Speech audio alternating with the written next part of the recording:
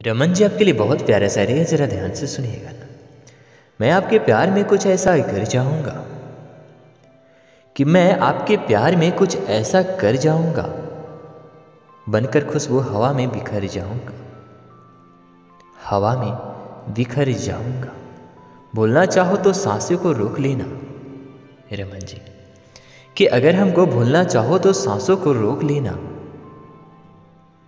सांस लोगे तो मैं दिल में उतर जाऊंगा, मैं दिल में उतर जाऊंगा।